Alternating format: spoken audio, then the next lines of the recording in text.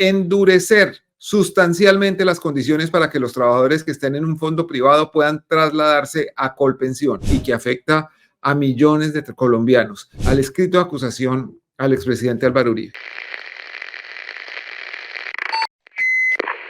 El reporte, coronel.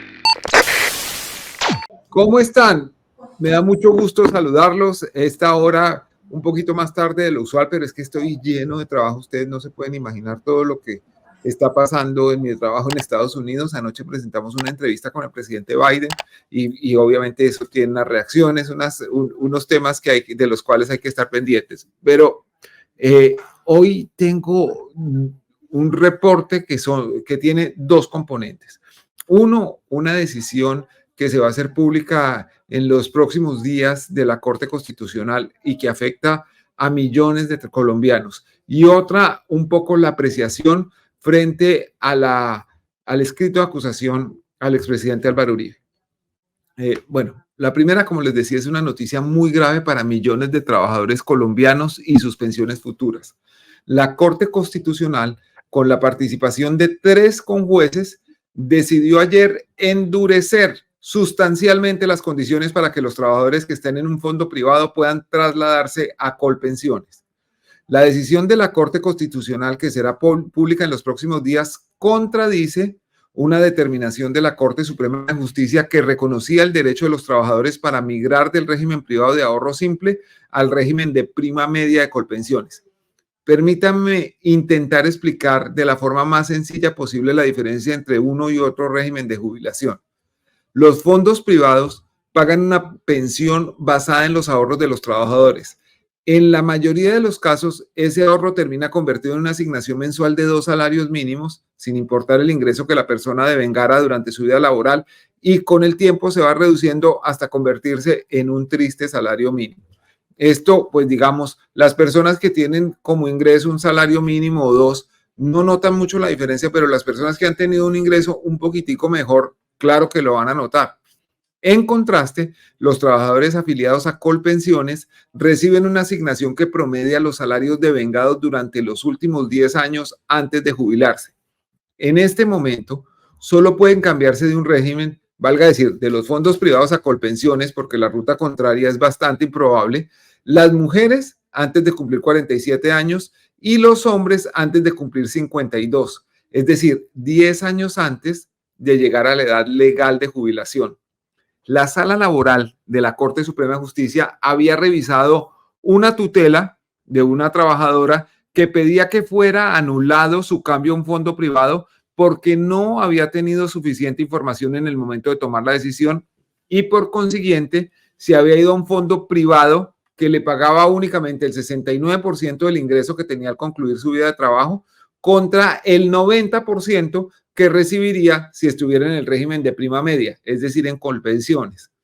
La Corte Suprema de Justicia determinó que la jubilada no había tenido información suficiente o incluso que había recibido información engañosa para dejar el antiguo régimen, el que empezó en el Seguro Social, y pasarse al privado, con lo cual había afectado su pensión, como le pasó a millones de colombianos.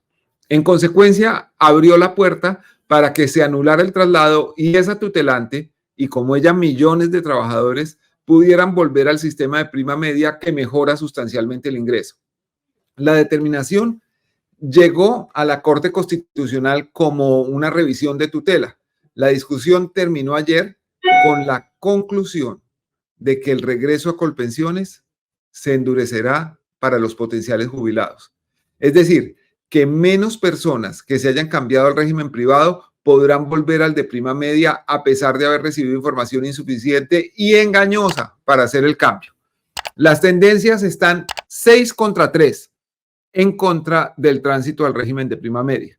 3 magistrados son partidarios de ratificar plenamente la decisión de la Corte Suprema de Justicia y el derecho de traslado de los jubilados. Fueron ellos el magistrado José Fernando Reyes, presidente de la Corte Constitucional, el magistrado Vladimir Fernández Andrade y el magistrado Juan Carlos Cortés González.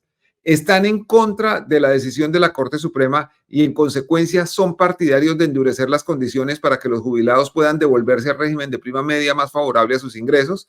Los señores magistrados Cristina Pardo Schlesinger, Jorge Enrique Báñez Najar y Paola Meneses. Ellos tienen la mayoría, con el voto de 3 conjueces que reemplazaron a magistrados impedidos. Esos magistrados impedidos: Antonio José Lizarazo, Diana Fajardo y Natalia Ángel. Los conjueces que tomarán la decisión son Jaime Humberto Tovar, constitucionalista y experto en derecho financiero; Antonio Barreto Rosso, también constitucionalista, profesor de la Universidad de los Andes; y el exministro de Hacienda Juan Camilo Restrepo.